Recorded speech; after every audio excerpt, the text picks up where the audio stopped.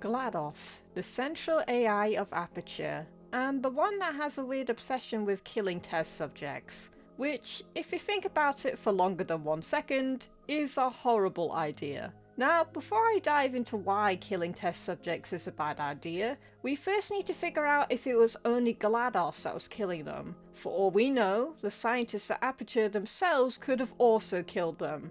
And from how deadly some of these chambers can get, that looks like it could be the case.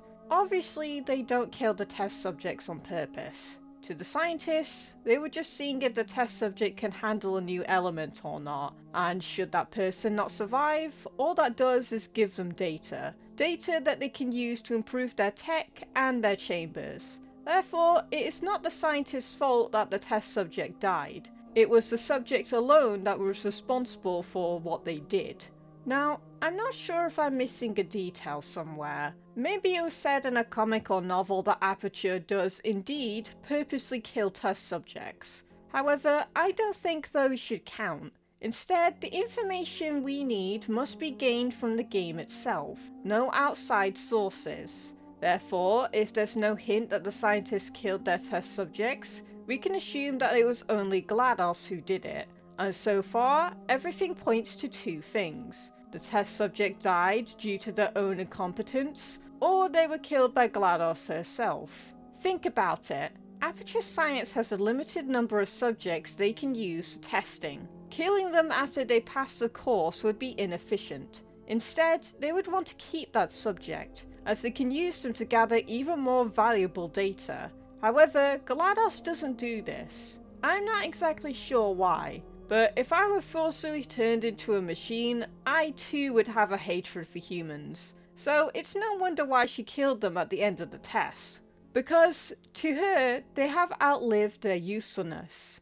There is no reason to keep someone who have proven they can survive through multiple deadly tests. To her, the subject either must die during testing, or die afterwards. After all, death is just another point of data she can use for testing. Although, I do have to point out that she gets dissatisfied when the cooperative robots die. She even says that it doesn't feel like science. But that could just be her trying to comfort herself by lying to herself. Anyway, enough about that. Time to talk about why killing humans is a horrible idea for GLaDoS. Roughly at the end of Portal 2's campaign, she sends the 2 cooperative robots to find more humans to test with, because killing a machine isn't the same as killing a human.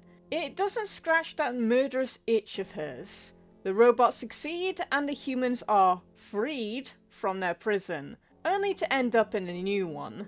Sure, the vault does contain a lot of humans inside of it. However, if GLaDoS continues what she is doing, all of those humans will be gone as well. And when that happens, what is she going to do after that? There is no more humans left in the facility anymore. She has killed all of them. Now all she has left is those robots. Robots which cannot satisfy her, as they cannot really die. Not in ways that feel meaningful to GLaDoS. So I have a feeling she's going to begin breaking down. Maybe silently wishing to herself that she didn't kill all the humans. But what do I know?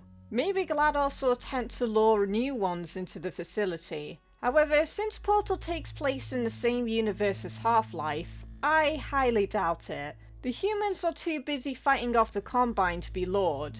And even if she managed to get a few humans to enter the facility, she probably wouldn't have learnt her lesson, and kill them as well, leading her to repeat the same mistake over and over, until something breaks. Well, that's my own little theory on the matter. There is a likely chance GLaDoS will find a new way to handle this problem. Maybe she'll clone humans like she said she was going to do with Shell, or maybe she'll try to revive them from death. Another thing she said she would try to do. Of course, she could have been exaggerating or even joking. However, left with no other options, GLaDoS would definitely attempt it. I just wonder what will happen when that fails.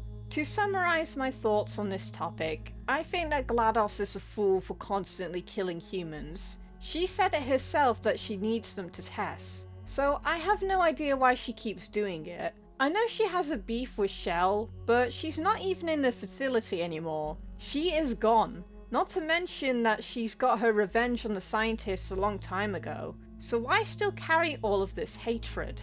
I'm not sure how to answer this question. Therefore, I'll let you guys theorize your own ideas as to why GLaDoS kills her own test subjects. Just remember, no using outside sources. You can only use the information that the game itself contains. Looking forward to what you have to say about this. Until then, I'll see you guys next time.